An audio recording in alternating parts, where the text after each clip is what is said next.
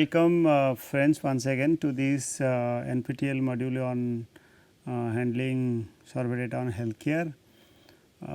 We are here to explain the procedure or the steps to go for field survey, and in the last lecture especially we discussed about understanding sampling design, sampling frame. In this lecture we will be clarifying you about preparing schedule and questionnaire. Okay, and usually a common notion we have in this regard is that schedule and questionnaire are same, but actually they are different. Okay, so let's move on and I will give you guidance through these details. So this schedule which we are talking about, schedule method of data collection is very much like the collection of data through questionnaire, with little difference which lies in the fact that schedules are being filled by the enumerator, whereas the questionnaire actually are not necessarily filled by them, okay, by the respondent. Okay, and the enumerators are actually appointed for this purpose only, and who can also correct on the process. These enumerators along with schedules go to the respondents and put to them the questions from the pro forma in order the questions are listed, and record the replies in the space made for the same in the pro forma. In certain situations, schedules may be handed over to respondents, and enumerators may help them in recording their answers to various questions in the said schedules. Enumerators explain the aims and objectives of the investigation, and also removes the difficulties which any respondent may feel in understanding the implications of a particular questions or the definition or concept of difficult terms. This method of data collection is very useful in extensive inquiries, and also leads to fairly reliable results. It is however very expensive and usually adopted in investigation conducted by governmental agencies or by some big organizations. Population census all over the world is conducted through this schedule method. Okay, so let us come to the understanding of the data which we are going to collect through the schedule. Data are broadly of primary and secondary. Primary sources gives original information which the researcher directly collect from the respondent, and which are not previously dealt. These are sources containing data which have been collected and compiled for another purpose. It consists both published and non-published statistical statements and reports. There are several methods through which you can collect primary data. Okay, we are going to discuss you first of all on questionnaire, then we will move to understanding steps of collecting. Here we are trying to understand the most common instrument used for health data collection, that is schedule and questionnaire. Questionnaire and schedule are designed to collect data from a group of people which fall under the purview of the study. So then what do you mean by questionnaire? Questionnaire refers to a device for securing answers to questions by using a form of which the respondent fills in by himself. The impersonal nature of questionnaire necessitates standardized wordings to ensure uniformity. There are impersonal nature of the questions taken. It is much rigid and less flexible than that of the schedule. Questionnaires are more rigid and less flexible, whereas in schedule they are flexible because it is the responsibility of the enumerator to finally enter. Usually questionnaires are of structured and unstructured. Structured means it is with the bounded questions. Bounded questionnaires, like if you are giving income in a bracket, income of the persons, and you are simply asking them to respond it within the bracket, within the limit. There are 5 options, let be less than 1 lakh income in a year, or 1 lakh to 5 lakh income in a year. These type of responses, if they are, consumers are bound to respond within the limit. Whereas in case of unstructured questionnaire, you may simply ask what is your question. It is open ended. They may write down the number. Okay. Coming to schedule, it is less rigid, as we already said, and then schedule is a very structured set of questions on a given topic, which are asked by the investigator personally. Schedule include open ended questions and closed ended questions both, and these may include like village level schedule, community schedule, household schedule, attitude schedule, etc. The choice of a particular instrument of data collection will depend on the characteristics of the respondents as well as the field situation. So, the characteristics of the respondents are important so far as the particular instrument is adopted. The hypothesis of the study will suggest the exact type of data needed, and the framework of argument will indicate the form they shall be in. Here are certain differences I pointed out, taken from different sources, and the basis for comparison between the schedule and questions are like difference in terms of meaning, in terms of who is filling these questions or schedule, response rate, coverage, cost or budget, respondent's identity, success and usage, etc. Coming to the meaning of it, questionnaire refers to a technique of data collection which consists of a series of written questions along with alternative answers. Okay. It says technique of data collection consists of written questions, whereas in case of schedule is a formalized set of questions, statements or spaces for answers. There might be some spaces provided to the enumerators who ask questions to respondent and note down the answers by accumulating all different facts. Okay. Who filed the questionnaire or schedule? It is the questionnaire filed by the respondent itself, whereas schedule is by the enumerator, by a professional enumerator who collects questions. Then response rate is quite low in case of questionnaire, since in case of schedule it is quite structured, so the response rate is better.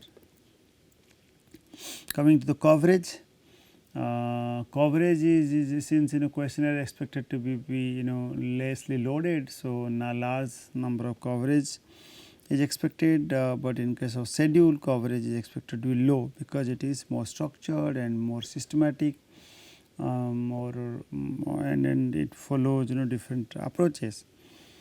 Coming to the cost, cost is economical in case of questionnaire. Usually the researcher who are very dealing with less sample, dealing with a small case, they usually go for questionnaire, whereas schedule it is usually expensive.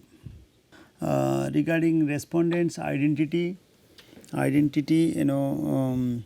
is not known in case of questionnaire, is not required, but in case of schedule respondents biomarkers, respondents demographic characters are also noted for cross checking purposes as well.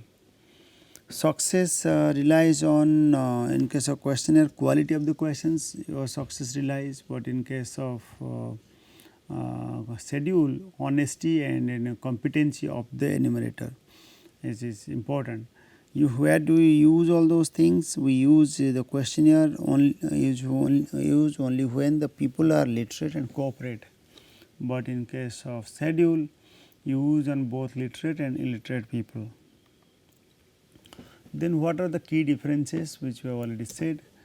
Questionnaire refers to the technique of data collection which consists of a series of written questions along with alternative answers. The schedule is a formalized set of questions, statements, spaces for answers provided to the enumerators who ask questions to the respondents and note down the answers. So, that is the first key difference. Second one is questions are delivered to the informants by post or by mail, and answers is specified in the cover letter. Whereas in case of schedules are actually directly filled by the particular worker who is assigned with the duty, they are called enumerators, and also they interpret the questions to the respondents if necessary, because without interpretation it is difficult to get the right response. Okay. Third one is on response rate is quite low in case of questionnaire. All right, and as many people do not respond and often return it without answering the questions. On the contrary, response rate is better since enumerator simplifies the respondents by sometimes translating, by interpreting, okay, by filling the missing link in between. All right, and the fourth difference is that the questionnaires can be distributed to a large number of people at the same time. Even the respondents who are not approachable can also be reached easily, whereas schedule method is relatively small and the enumerators cannot be sent to a large area. Okay. Then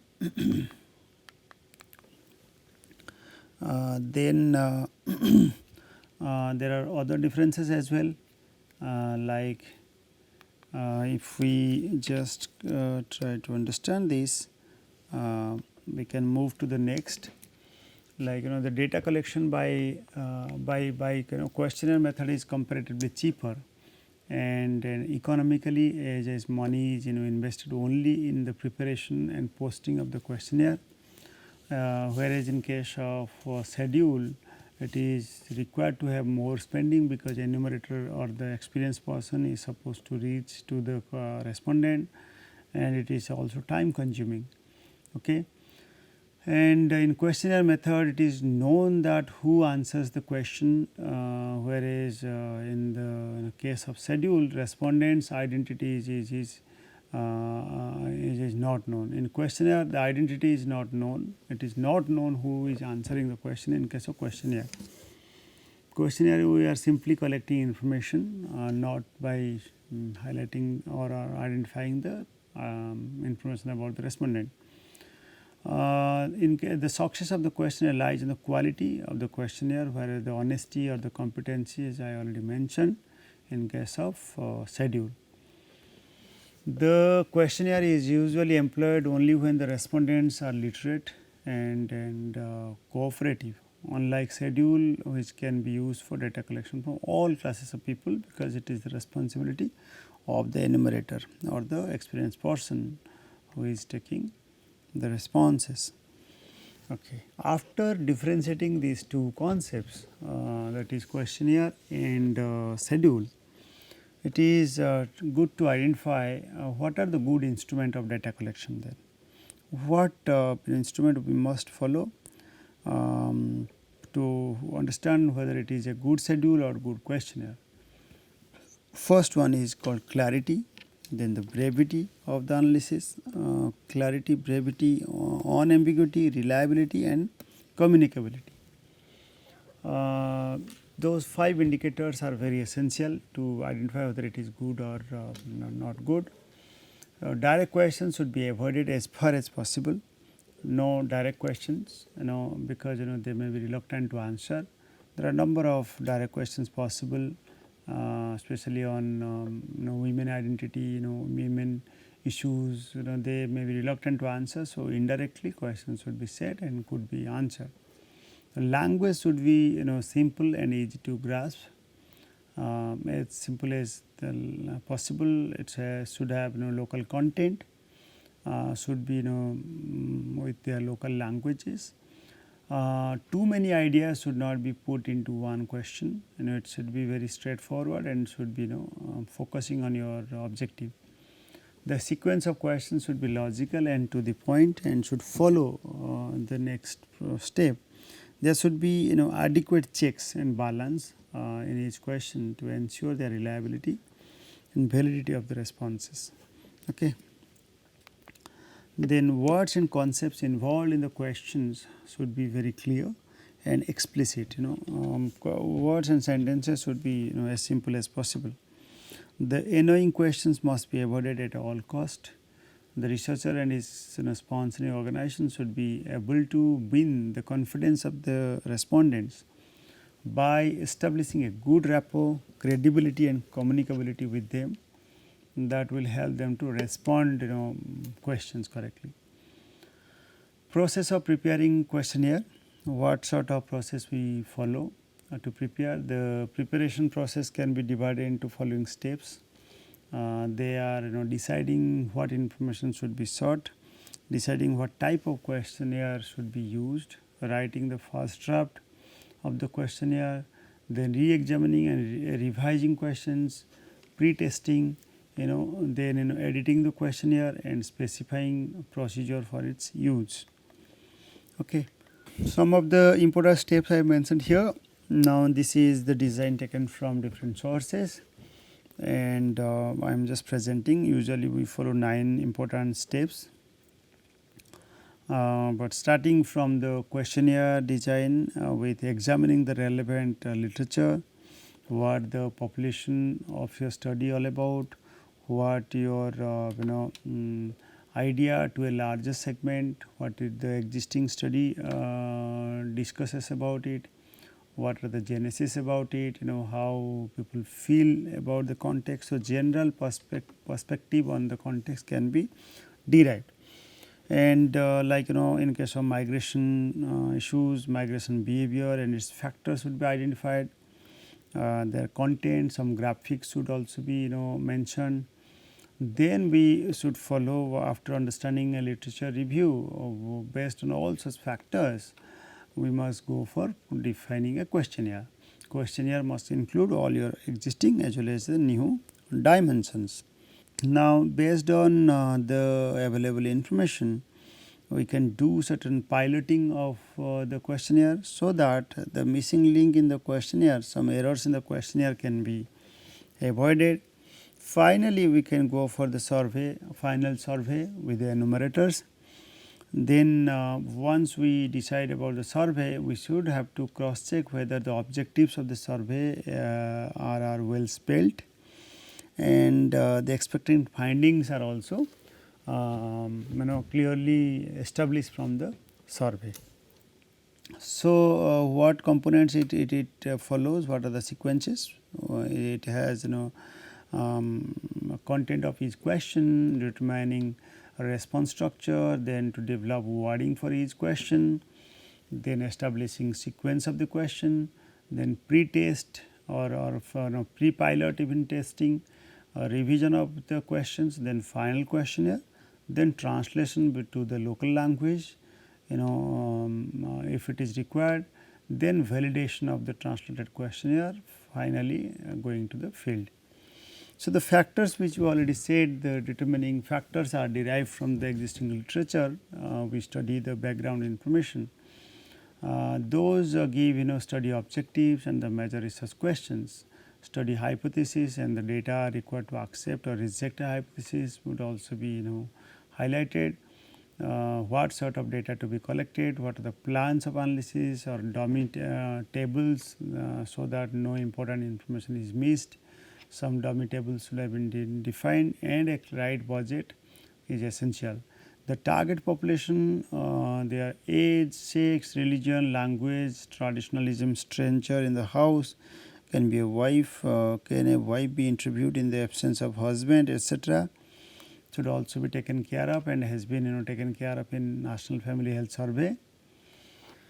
However, with the respondents be able to give the required answers, we need to think it carefully. Will the respondent be able to give the required answer for the particular question? Those aspects should be also taken care of.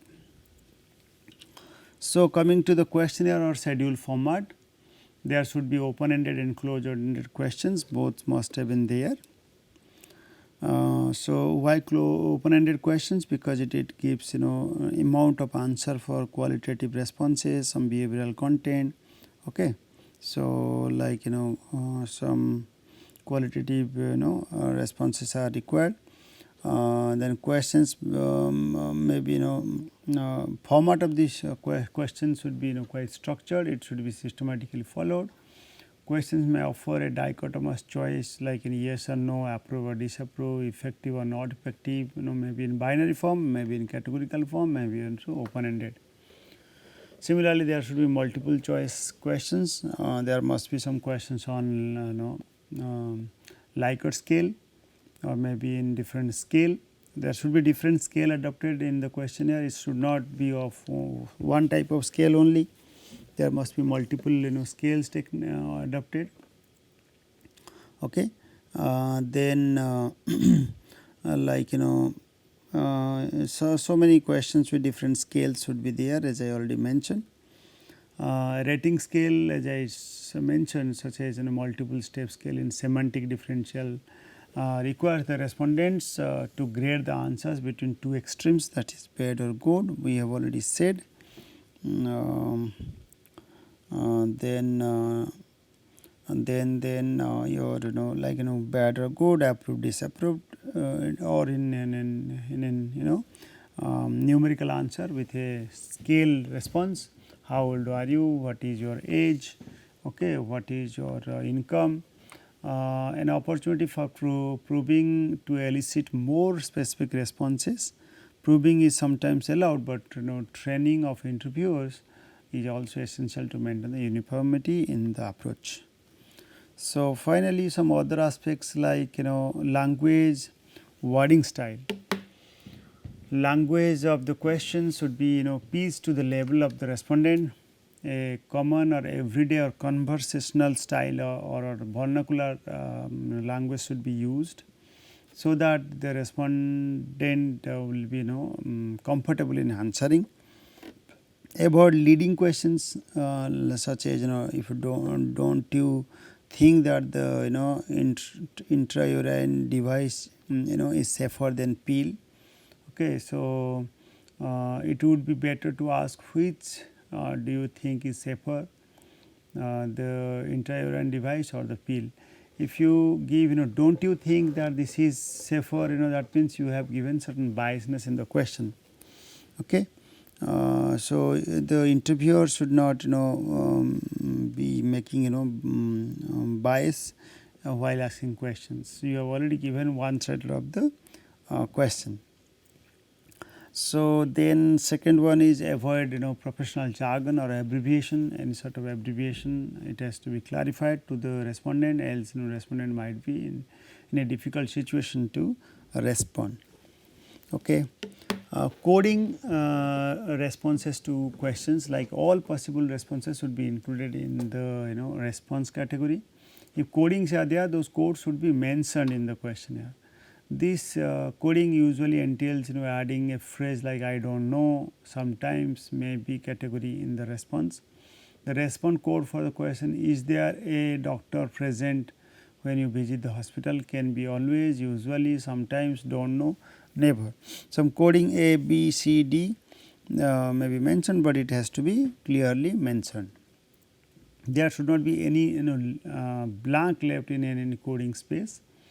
All questions blank, if it is there, then it might create some confusion to the respondents. All questions that may be skipped by certain types of respondent should be coded with a letter like not available, NA, which is commonly coded with 9 or 99 or even 999 or so. They give in those NFHS data set, you will find this type of codes. A cascade format is the best way to collect some data, a cascading technique. And then like for example, have you ever seen a poster for family planning anywhere?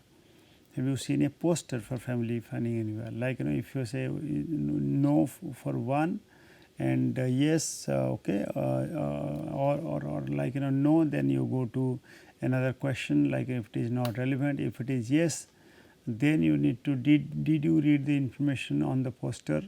These are cascading. It has certain branches. If it is no, then straight away you skip other sequencing questions and you go to the other question. Like if it is yes, then it is some related questions, cascading questions should be asked. like regarding family planning, did you read on your own? Again, if it is no, then if it is 2, then you straightway skip other questions, go to straightway 9. Okay, question number 9. If it is yes, then did you get any information about family planning that you already didn't know? So from the poster, did you know? Did you get any new information? Now some more qualitative question like no, don't know, and yes. Okay. So now it's not just one question, it is asked from the beginning, it has cascading questions as well, and the correct direction of answering and not answering is mentioned as well. Similarly, regarding the length of the questions or questionnaire or the schedule, the majority of the survey professionals concur that questionnaire with a decent number of questions is the best way to go. Okay, they believe that it should take half an hour or less to administer a structured interview. Okay, longer questionnaires are considered counterproductive. There might be non-responses as well. So it is possible that a trained interviewer may keep the interest of the respondent for an hour, especially in case of open-ended interviews, but this is very rare and expensive. So it also possible that the experienced person collate so many questions together and ask to the respondent, and respondent, based on the respondent's view, the enumerator can able to enter it correctly, instead of making more monotonic way of asking questions. Since there are so many questions, so it is better to keep those questions in tips and ask them while sitting in front of you. Okay. Now coming to reliability of the questionnaire and schedule. Reliability can be ensured by following means. There are reliability techniques like called inbuilt reliability.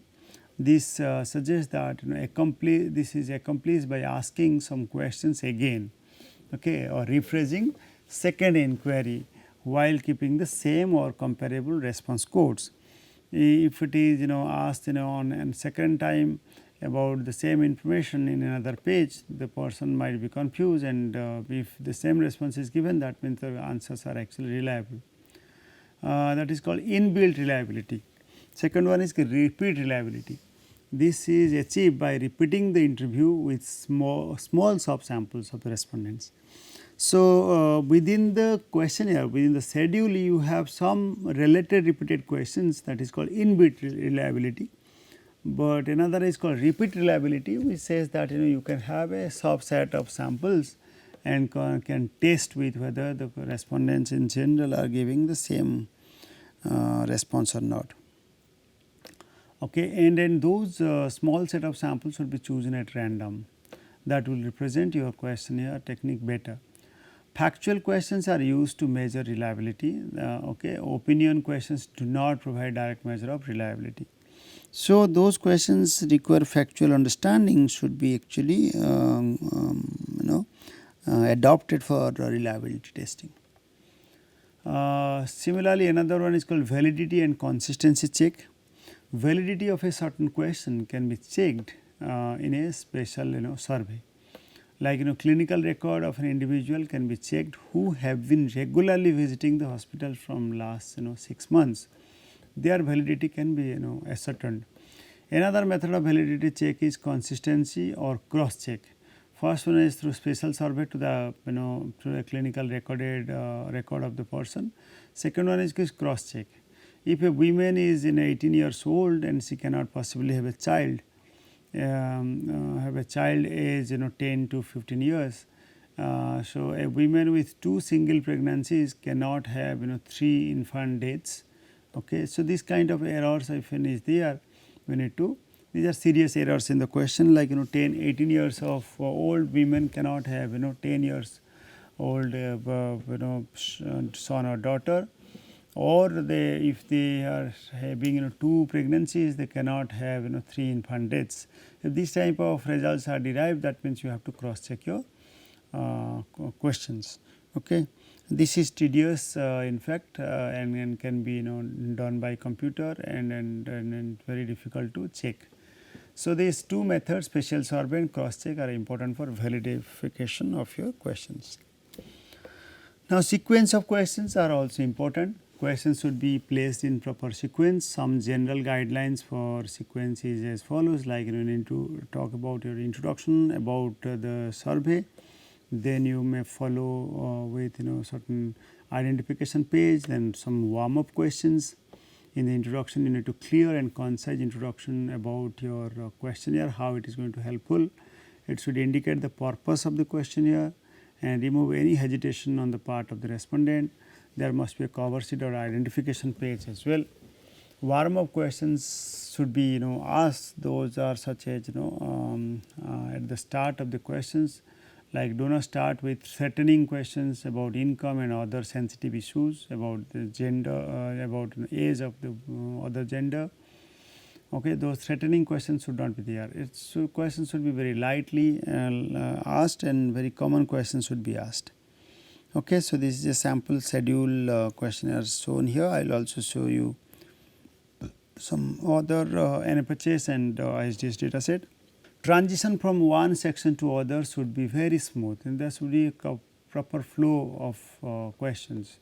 Standard formats for instructions should be used in the body of the questionnaire, such as boxes for instructions or arrows. Box should be given to highlight, or arrows for directions, and instructions should be also given, like two possibilities can be envisaged: a separate instruction manual or instruction can be included in the questionnaire itself. Like a flow chart is given, where you need to give arrow. If somebody is not answering, you need to skip to other questions. I will show some of the direction in my sample questionnaire. So some pre-testing of the questionnaire is required. Pre-testing of the questionnaire, like are respondents willing to answer questions in the way you have asked them?